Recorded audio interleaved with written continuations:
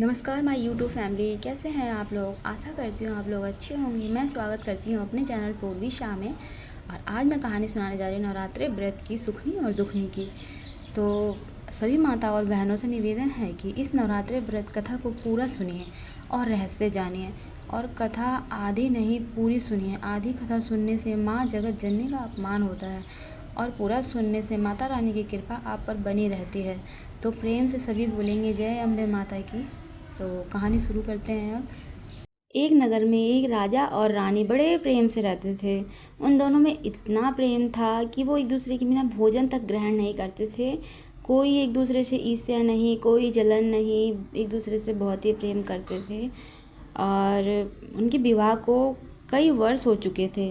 राजा ने सोचा अगर मेरी पत्नी रानी भी गर्भवती होती तो कितना अच्छा होता। लेकिन इधर रानी तो गर्भवती थी पहले से ही, और परंतु राजा को बताया नहीं था रानी ने। जब रानी एक दिन बिस्तर पे ही लेटी थी, राजा के साथ ऐसे ही बातें कर रहे थे प्यार से। जब रानी को 7वां महीना हो गया था, तो रानी ने सोचा सोते सोते बिस्तर पे कि राजा को क्यों ना बता दिया जाए। तो रानी ने प्यार से बातें कर रहे थे राजा रानी। तब रानी ने राजा को बोला कि महाराज, मैं आपके बच्चे को जन्म देने वाली हूँ, लेकिन मैं क्या बताऊँ, मेरा मन कह रहा है कि मैं अगर इस बच्चे को जन्म देती हूँ तो मैं इस दुनिया को छोड़कर चली जाऊँगी, इसलिए मैंने आपसे ये बात अभी तक नहीं बताई थी। राजा कहते हैं, नहीं प्राण प्रिय, ऐसा कैसे हो सकता है। तुम मेरे बच्चों को जन्म देकर कैसे जा सकती हो। रानी कहती है, नहीं स्वामी, मुझे लगता है मैं बच्चे को जन्म देते ही जीवित नहीं रहूँगी। राजा बड़े दुखी हो गए। धीरे धीरे समय बीतता गया। रानी का 9वां महीना भी पूरा हो गया। रानी को प्रसव पीड़ा शुरू हो गई और रानी को इतना ज़्यादा दर्द हुआ था, इतना ज़्यादा दर्द हो रहा था कि उनके प्राण आ जा रहे थे। और राजा उस समय घर पर भी नहीं थे। राजा के मंत्री थे। मंत्री डगरिन के पास गए। डगरिन आई। रानी ने एक कन्या को जन्म दिया और रानी बेहोश होकर ज़मीन पर गिर गई। तब राजा आए। राजा को पता चला कि मेरी पत्नी बेहोश हो गई है। राजा ने वैद्य के पास ले गए, डॉक्टर यानी वैद्य वगैरह के पास ले गए। पहले ज़माने में ऐसा ही होता था, वैद्य ऋषि के पास ले जाया जाता था, वैद्य वगैरह के पास। तो जब वैद्य जी को दिखाया तो रानी इस दुनिया में है ही नहीं। वैद्य जी ने ऐसा कलाई नब्ज पकड़ के कहा कि ये तो इस दुनिया में है ही नहीं। अब इतना सुनकर राजा के तो प्राण मानो कि चले ही गए हो। राजा का हक्का बक्का बिल्कुल बंद हो गया। ना तो वो हिल रहे हैं ना डुल रहे हैं। राजा को तो जैसे शक्ति बाण ही लग गया हो। राजा अब एकदम बेचैन हो गए। ना ही वो रो रहे हैं। मन में उनके अंदर से आवाज़ आए, हे भगवान, मेरी किस्मत में आग लगा दी, आपने ये क्या किया। राजा रोने लगे। कुछ देर बाद लोगों ने राजा को समझाने लगे। गांव वाले जो थे लोग, कुछ लोग फिर ऐसे समझा बुझा के रानी को घर लेकर आए। जो गांव वाले थे, रानी को स्नान कराकर नए वस्त्र पहना दिए। विधि का विधान तो आप सब जानते ही हैं क्या होता है। तो विधि का विधान यही है कि एक दिन सब इंसान को यहाँ से चले जाना है। तो रानी को डोली सजाकर शमशान घाट ले जाने लगे। शमशान घाट पर चंदन की लकड़ी पर सुलाकर मुख अग्नि संस्कार हो गया। राजा घर आए, बोले, हे भगवान, मेरी एक पुत्री ने जन्म लिया और मेरी पत्नी चली गई। अरे तुम कितना दुख का पहाड़ लेके आई हो, एकदम दुखनी हो। राजा के मुख से ये बात निकली। अब सब लोग उसे दुखनी कहने लगे। सभी गांव वाले दुखनी, उसका नाम ही पड़ गया, मान लो उसका दुखनी नाम ही रख दिया गया। दुखनी दुखनी कह के सब उसे बुलाने लगे। राजा को एकदम सदमा लग गया। रानी के जाने के बाद राजा तो ना ही अन्न खाते थे, ना ही जल ग्रहण करते थे, ऐसे ही व्याकुल रहते थे, किसी से बात तक नहीं करते थे। गांव वाले लोग राजा को समझाए कि राजा साहब, रानी को गए हुए 4 महीना हो गया है, अब आप दूसरा विवाह कर लीजिए। राजा तो मानने को तैयार नहीं थे। बहुत कहने पर राजा विवाह के लिए मान गए, तैयार हो गए। तब राजा साहब विवाह कर लिए। तो राजा विवाह करके आए तो अपनी दूसरी पत्नी से कहने लगे कि देखो रानी, मेरी पहली पत्नी तो इस दुनिया में नहीं है, इस दुनिया से चली गई है, लेकिन मेरी पहली पत्नी की पुत्री है एक कन्या। मेरी पुत्री, जिसकी जिम्मेदारी तुम्हारे ऊपर है। रानी बोली, नहीं, मैं ये जिम्मेदारी नहीं लूँगी। मैं पत्नी बनकर आई हूँ, ना कि माँ बन के आई हूँ। राजा सिर पर हाथ रखकर सोचने लगे, बैठ गए कि ये क्या बोल रही है। हे भगवान, मेरी पहली पत्नी की एक निशानी है, वो भी ये नहीं देखेगी। राजा को ही देखभाल करना पड़ा। राजा खुद ही देखभाल करने लगे। धीरे धीरे समय बीतता गया, लेकिन राजा भी हर समय उसके साथ तो रह नहीं सकते थे, तो वो दाई के हवाले कर दिए। दाई जो थी वहाँ काम करने वाली घर में, तो दाई उसकी देखभाल करने लग गई, दुखनी जो थी। समय बीतते बीतते कुछ दिन बीता तो दूसरी रानी भी गर्भवती हो गई। राजा से बोली। राजा तो बहुत घबरा गए। बोले, हे भगवान, मेरी पहली पत्नी तो बच्चे को जन्म देते ही चली गई थी, इस पत्नी की रक्षा करना। भगवान ने राजा की बात सुन ली और धीरे धीरे समय बीता और रानी को प्रसव पीड़ा हुआ और रानी को भी एक पुत्री प्राप्त हुई। उसका नाम पड़ा सुखनी, क्योंकि वो सुख में थी इसलिए। तो दुखनी और सुखनी बड़ी हो गईं। एक ही पिता की दोनों पुत्री, माताएं अलग अलग, लेकिन एक का पालन पोषण पिता के माता के गोद में और एक का दाई के गोद में। एक पिता के गोद में खेलती है, एक दाई के गोद में एक सुखनी खिलौना से खेलती है और नया कपड़ा पहनती है, तो दुखनी टूटा उटा खिलौना से और उतरन कपड़ा पहनती है, जूठा खाना खाती है। धीरे धीरे समय बीतने लगा। समय बीतते बीतते दोनों बड़ी हो गईं। दुखनी जो है घर के कामों में व्यस्त रहने लगी, क्योंकि उसे दाई माँ जो खाना बनाना काम करना सिखाती थी, क्योंकि वो खुद काम करती थी, इसलिए दाई माँ जी हैं जो उसे घर के काम सिखाने लगी। धीरे धीरे खाना बनाना, बर्तन धोना, झाड़ू लगाना, पोछा लगाना, कपड़े धोना, घर के सारे काम करना दुखनी को आता था। सुखनी जो है वो ऐश मौज की ज़िंदगी जी रही थी। धीरे धीरे दोनों बड़ी हो गईं, तो राजा का भी नज़रिया सुखनी की तरफ चला गया, दुखनी की तरफ नहीं। दुखनी जो सोचती थी, चलो मेरी माता का हाथ मेरे सर पर से चला गया, मैंने माता का एक बूंद दूध तक नहीं पिया, लेकिन मेरा पालन पोषण तो हो गया, इतना ही मेरे लिए काफ़ी है। धीरे धीरे दोनों बड़ी हो गई। तब सभी लोग बोलने लगे कि राजा साहब, आपकी पुत्री विवाह योग्य हो गई हैं, उनका विवाह कर दीजिए। राजा बोले, क्यों नहीं, विवाह तो हम करेंगे ही। राजा सोचने लगे, अब बेटियों का विवाह करना ही पड़ेगा। राजा गए रानी के पास, रानी से कहने लगे। रानी कहती है, एक बेटी का विवाह नहीं, दोनों बेटी का विवाह होगा। राजा बोले, ठीक है, दोनों का विवाह होगा। उसके बाद घर में राजा ने ब्राह्मण को बुलाया और दोनों पुत्री के विवाह के लिए रिश्ता ढूंढने के लिए बोले। 9वां ब्राह्मण जो होते हैं वो रिश्ता ढूंढते हैं। गांव में पहले ऐसा ही होता था, उन्हें ही भेजा जाता था। तो 9वां ब्राह्मण बोले, ठीक है, जाते हैं ढूंढने। इतने में राजा की जो दूसरी पत्नी है वो कहती है, रुकिए स्वामीनाथ, सुनिए मेरी बात। दुखनी के लिए राजघराना मत ढूंढिएगा, नहीं तो सर झुक जाएगा। वैसे भी वो दाई के हाथ से उसका पालन पोषण हुआ है, जन्म लेते ही अपनी माता को खा गई।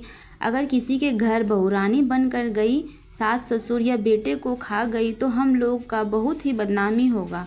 आप ऐसा कीजिए, एकदम गरीब घराने में विवाह करवा दीजिए, जिसका कुछ भी ना हो। ब्राह्मण बोले, ठीक है। रानी बोली, सुखनी को राजघराना और दुखनी को गरीब घराना ढूंढिएगा, जाइए। 9वां ब्राह्मण बोले, हाय रे किस्मत, माँ मर गई तो सारा संसार ही खत्म हो गया। राजा कितना निर्दयी बन गए। जो 9वां ब्राह्मण थे वो रिश्ता ढूंढते ढूंढते ऐसे बातें करते हुए एक नगर में पहुंच गए। और जब नगर में आए तो एक विधवा बुढ़िया थी। 9वां ब्राह्मण बोले, राजघराने से रिश्ता आया है, विवाह कीजिएगा। तो विधवा बुढ़िया थी वो बोली, एक बेटा था उसका।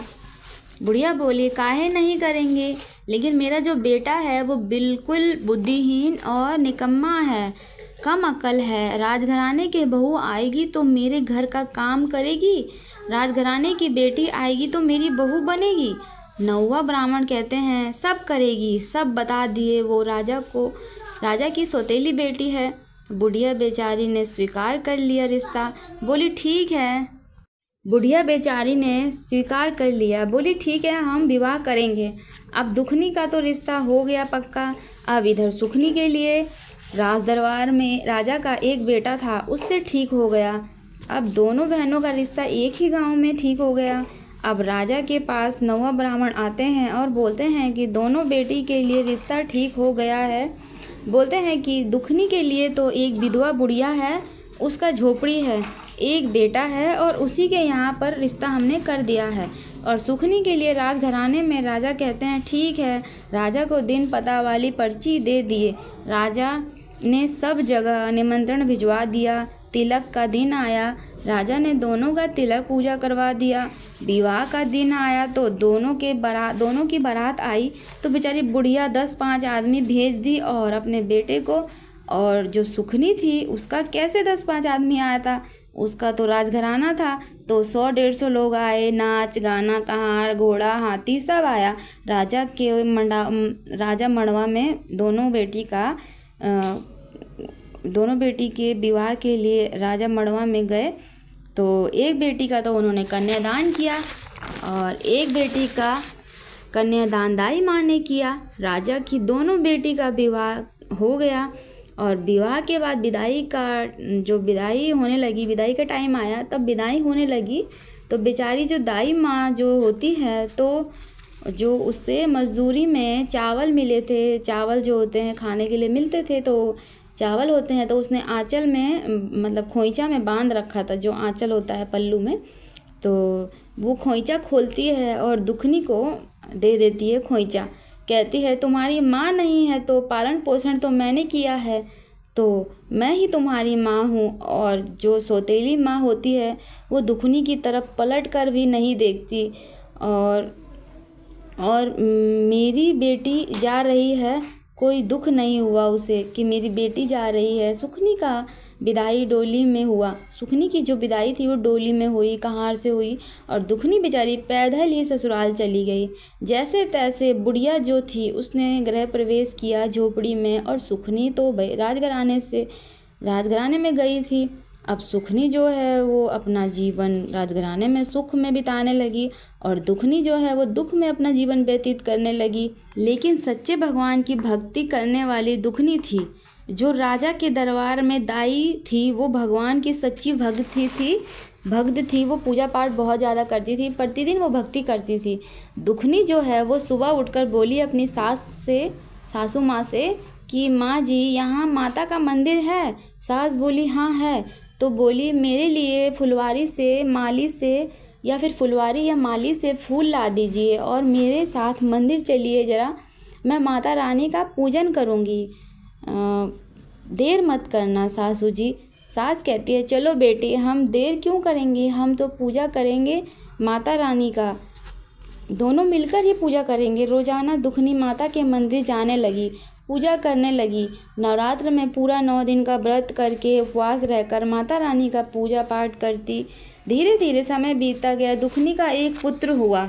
वो एक दिन अपनी सास को बोली कि माँ जी पहले हम 2 थे, अब हम 3 हो गए हैं, अब हम 4 सदस्य हो गए हैं। माँ जो हम भी कहो तो हम भी कहीं मेहनत मजदूरी करें। सास बोली देख लो अपना बेटी। दुखनी घर घर काम ढूंढने लगी। किसी ने बर्तन दे दिया, धोने लगी। किसी ने गोबर साफ करने के लिए गोबर गोईठा का काम दे दिया तो वो करने लगी।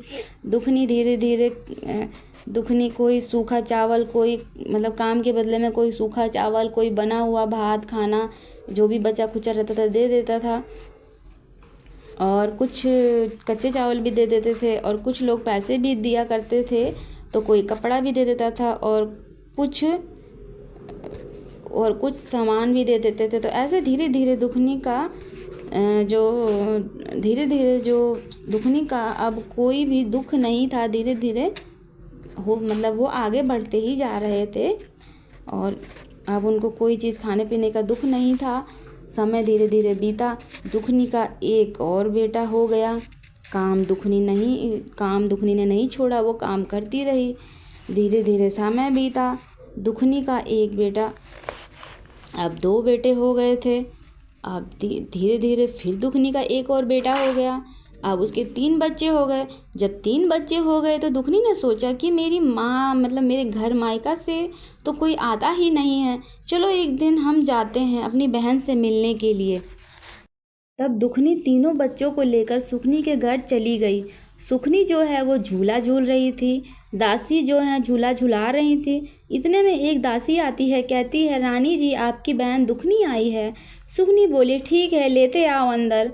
सुखनी झूला झूल रही थी, बोली बहन कैसी हो?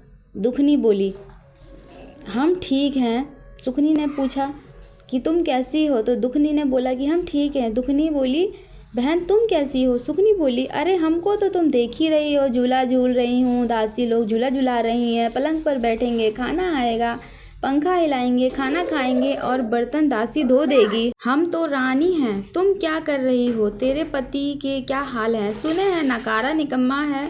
दुखनी बोली हाँ मेरे पति तो निकम्मा है, पर हम अपने बच्चों का परवरिश अच्छे से कर रहे हैं। मैं अपने बच्चों का परवरिश अच्छे से कर रही हूँ। दुखनी ने ऐसा कहा, बच्चे की परवरिश में कोई कमी नहीं कर रही हूँ। किसी के यहाँ झाड़ू तो किसी के यहाँ पोछा, किसी के यहाँ गोबर गोईठा करके बच्चों का पालन पोषण अच्छे से कर रही हूँ। तो सुखनी बोली अच्छा कितना पैसा देते हैं? तो दुखनी बोली बहन महीने का 100 रुपये, बाकी पका हुआ भोजन दे देते हैं, बचा खुचा तो वो घर पे बच्चे को अच्छे से खाना पीना हो जाता है, किसी चीज़ का कोई कमी नहीं है। तो सुखनी बोली तुम मेरे घर काम करने आ जाना और जो भी बचा खुचा भोजन होगा वो तुम्हें दे देंगे, किसी के घर मत जाना, मेरे घर आ जाना।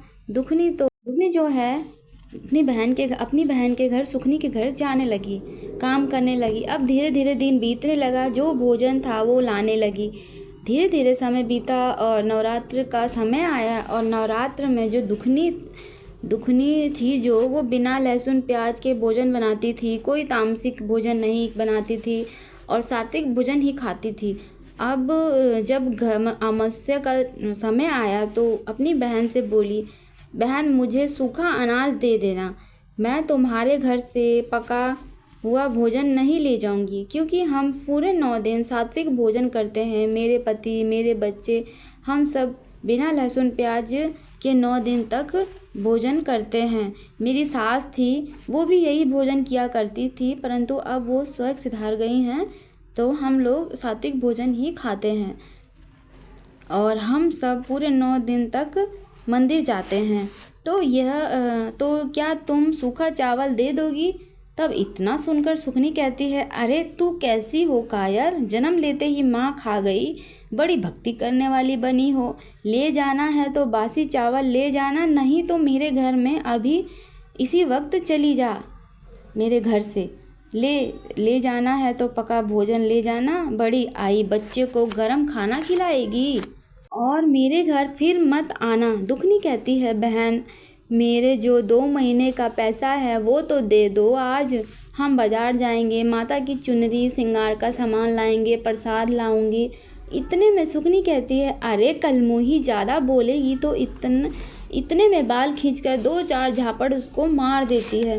बेचारी दुखनी रोते हुए सुखनी के घर से निकल जाती है और जब घर गई तो बच्चे पूछे माँ आज आप मौसी के घर से काम नहीं करके आई क्या? आज जल्दी आ गई और सूखा अनाज नहीं लाई, क्या हुआ? मौसी आपको डांटी है?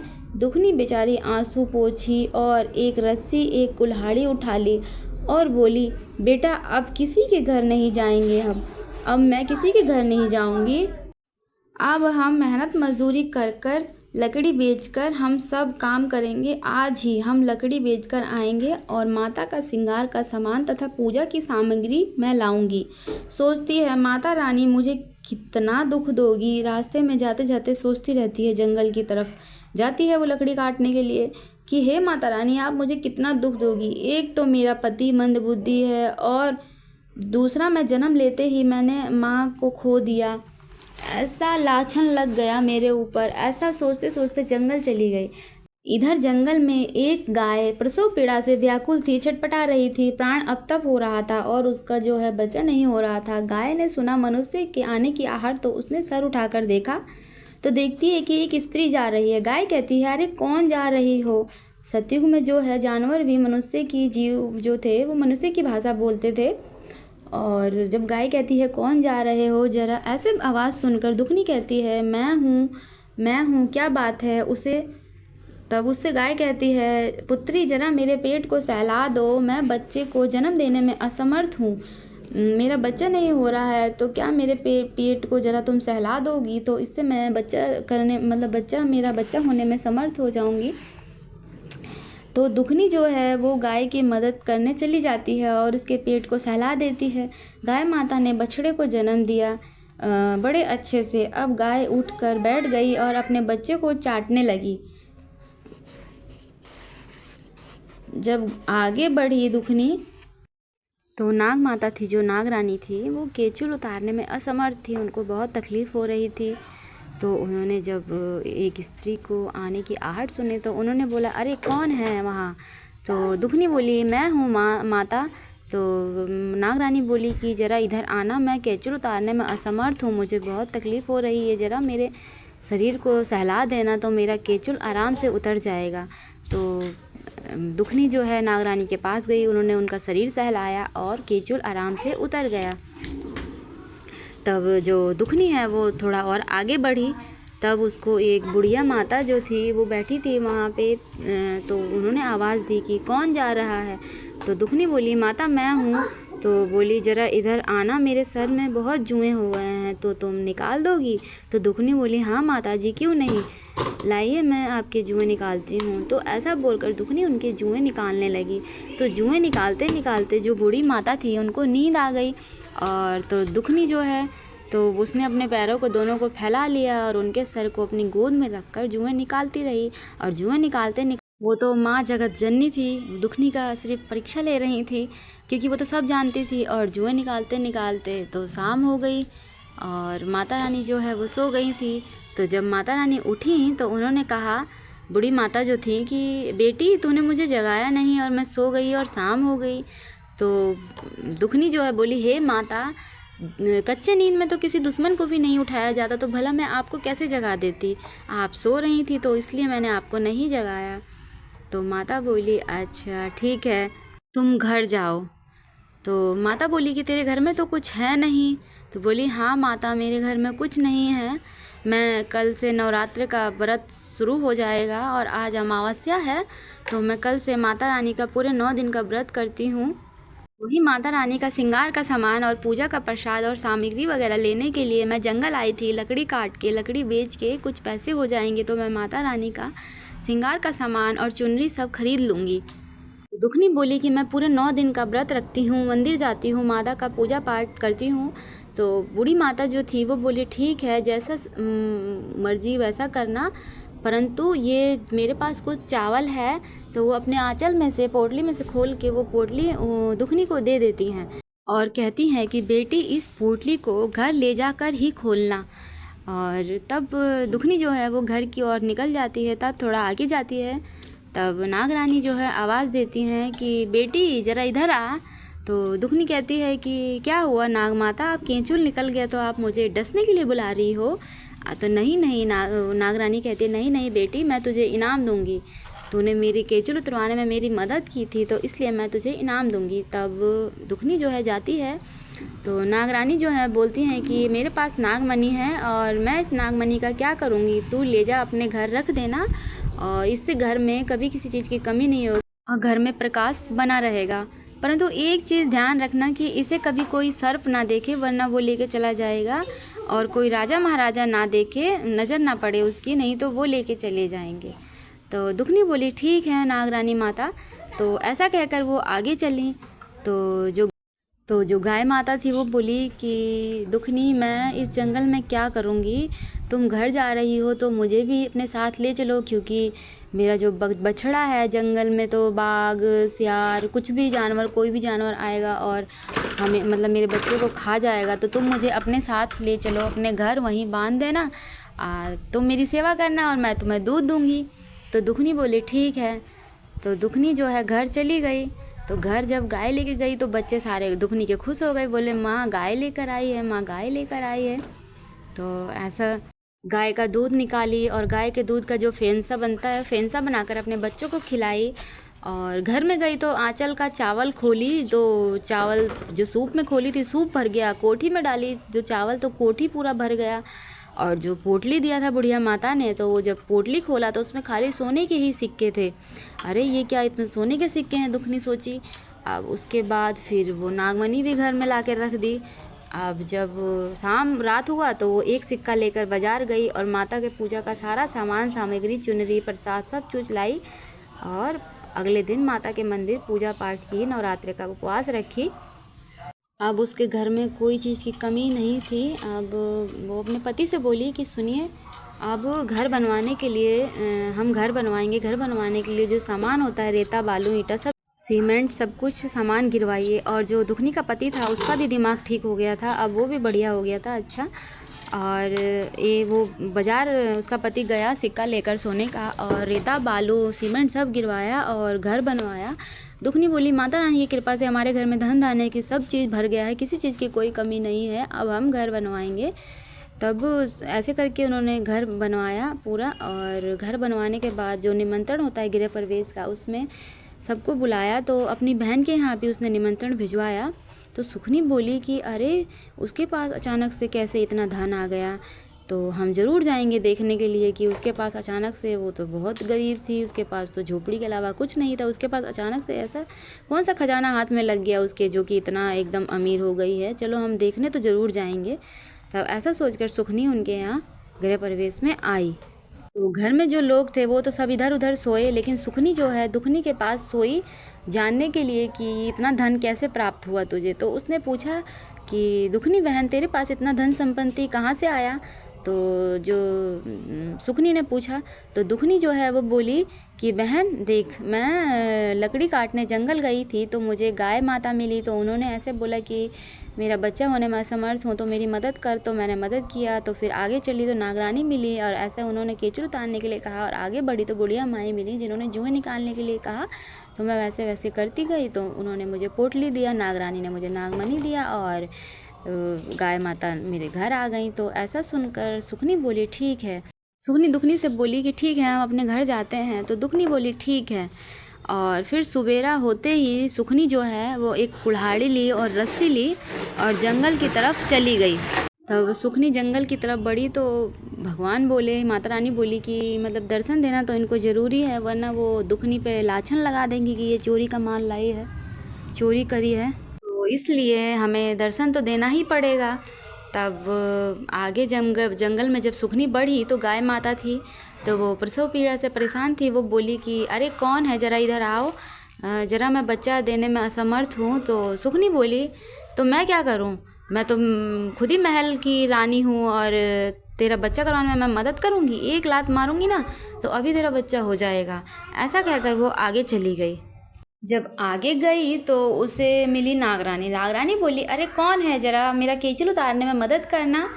तो जो सुखनी थी बोली कि अभी दराती से मारूंगी ना कि तीन छटका हो जाएगी, छटाक से कट जाएगी, 3 भाग हो जाएगा तेरा। मैं तेरा केचुल उतारने में मदद करूँ, मैं खुद राजकुमार रानी हूँ राजमहल की, और तेरा केचुल उतारने में मदद करूँगी, मैं तेरे को हाथ लगाऊंगी।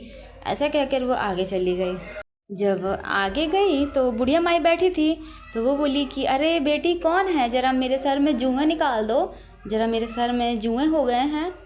तो सुखनी बोलती है कि अरे बुढ़िया, मैं तेरे को जुएं निकालने वाली दिखाई देती हूँ, मार। मेरे तन पे जो है हीरे जवाहरात जड़ा हुआ है, 5000 की रेशमी साड़ी पहनी हूँ, और मैं जुएं निकालूंगी, आँखें फोड़ दूंगी, बाल ही नोच दूंगी, सारा तेरा जुएं निकल जाएगा।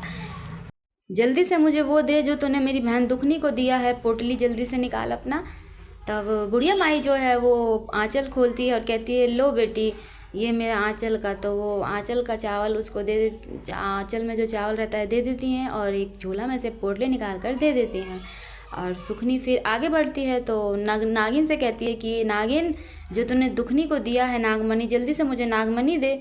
तो नागिन जो है फुफकारती है एक ही बार कि वो डर के मारे भाग जाती है। और फिर जब आगे जाती है तो गाय माता से कहती है कि गाय चल मेरे साथ। तो गाय हवा के सींग मारती है कि वो 4 चिताना गिर जाती है, सर फूट जाता है उसका, और भागी भागी घर आ जाती है। जब घर आकर वो पोटली खोलती है तो पिल्लू पिल्लू उसमें कीड़ा ही कीड़ा चल रहा होता है, सब पूरे घर में फैल जाता है। और ऐसे करते करते वो एकदम डर जाती है उसकी। अब वो सवेरा होते ही सवेरे जल्दी उठकर दुखनी के घर जाती है और कहती है, उसके ऊपर ही लटक जाती है, और मतलब दुखनी को पकड़ के बोलती है कि अरे तूने मुझसे झूठ बोला, तूने मुझसे झूठ कहा था कि मुझे धन संपत्ति सब बुढ़िया माई ने दिया, मैं राज दरबार में जाके तेरा कंप्लेंट करूँगी, तेरा शिकायत करूँगी कि तू झूठ बोली है, ये सब तेरा धन संपत्ति जो है चोरी का है। मैं बोल दूँगी कि तूने ये धन संपत्ति सब मेरे घर से चुराया है। ऐसा कहकर वो जाने लगती है। तब इतने में दुखनी पूछती है कि अच्छा तू जंगल गई थी तो तू क्या क्या करी थी, क्या क्या मिला था तुझे, क्या क्या बोली थी। तब सुखनी बताती है कि मुझे रास्ते में गाय माता मिली थी, तो गाय माता को बच्चा होने वाला था, तो वो बोली कि मुझे मतलब प्रसव मेरा पेट सहला दो। तो मैं बोली मारूंगी एक लात, और नागरानी को बोली कि 3 झटका काट दूंगी दनाती से, और आगे मुझे जुआ निकालने के लिए बुढ़िया माई बोली थी, तो मैं उनका भी बोली थी कि बाल कवाल लूँगी, ऐसे ऐसे। तो दुखनी जो है ठठा के हंसने लगी ज़ोर ज़ोर से कि बोली आहा हा, बड़ी आई, जब सेवा करेगी तभी तो मेवा मिलेगा। जब तू किसी भी चीज़ को, किसी भी फल को पाने के लिए पहले सेवा करना पड़ता है, तब जाके मेवा मिलता है, पहले सेवा और फिर मेवा। तब सुखनी बोली, रोने लगी कि बहन मेरे पति जो हैं बिल्कुल भी कदर नहीं करते हैं, बिल्कुल भी मतलब कदर नहीं करते हैं, और सास भी है जो भी बिल्कुल भी मतलब चिढ़ती है, मुझसे जलती है, कदर नहीं करती है, बेकदरी करते हैं सब लोग मुझे, मैं क्या करूं।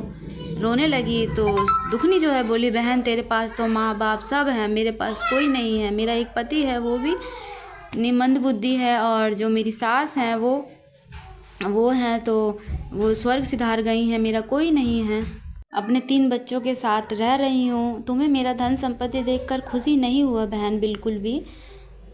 सुखनी बोली, बहन मुझे क्षमा कर दो, और जो भी तुम व्रत करती हो वो मुझे भी बताओ। तो दुखनी जो है बोली, बहन देखो आश्विन मास के शरद नवरात्रि जो होते हैं, मैं पूरे 9 दिन का उपवास रखती हूँ और पूरी विधि विधान से पूजा करती हूँ, मंदिर जाती हूँ, तो तुम मेरे घर आ जाना और मैं तुम्हें सारी पूजा विधि बता दूँगी। सुखनी ने भी विधि विधान से पूरा व्रत उपवास किया, माता रानी की पूजा भक्ति की, और सुखनी का भी जीवन सुखमय हो गया, और माता रानी ने उसे भी एक पुत्र दे दिया। जब सुखनी के बेटे का छठियार हुआ तो सुखनी के और दुखनी के माता पिता वहाँ आए, तो वहाँ दुखनी भी आई थी। तो माता पिता भी एकदम गरीब हो चुके थे, कुछ नहीं था उनके पास भी, एकदम भिखारी के बराबर। और वहाँ पे दुखनी भी आई थी। जब दुखनी को उसके माता पिता देखे तो बोले, अरे इसको तो हम झोपड़ी वाले घर में शादी किए थे, इसके पास तो कुछ नहीं हुआ था, इसके पास इतना हीरा जवाहरात इतना पहनी है, ये तो इतना धनवान कैसे हो गई। तो सुखनी बोली कि अरे पिताजी जो भी कुछ ये आप करती हैं, अरे पिताजी मेरी गोद में जो ये संतान है, पुत्र है, ये इससे मेरी बहन की ही बदौलत है, इसी की वजह से मैं माँ बनी हूँ, और मेरा घर भी सब सुखी है, इसी की बदौलत है। मैं अपनी बहन को पहचान नहीं पाई, आज पहचान गई तो मैं काबिल हो गई, और आप लोग भी पहचान नहीं पाए, और हमसे बहुत गलती हुआ। बस इसकी माता मर गई तो हमने इस पे लाछन लगा दिया कि अपनी माता को खा गई। पिताजी आप कभी इसे पहचान नहीं पाए, आपका तो पत्नी का साथ छूटा था, आपने इसको अभागन कह दिया। अभागन ये नहीं, अभागन तो आप हैं। आपने कभी इसे समझा ही नहीं, आपने कभी इसकी कदर नहीं की, और आप ही के बहकावे पे मैंने भी इसकी कभी कदर नहीं की, कभी बहन नहीं समझा मैंने। लेकिन जब हम बहन समझ गए तो हम माँ बन गए। सुखनी कहती है कि दीदी के बच्चे का दिन सुदिन आज तक नहीं बना है, सो माता पिताजी आप लोग अपने साथ दीदी को ले जाइए और इसके बच्चे का दिन सुदिन बना दीजिए।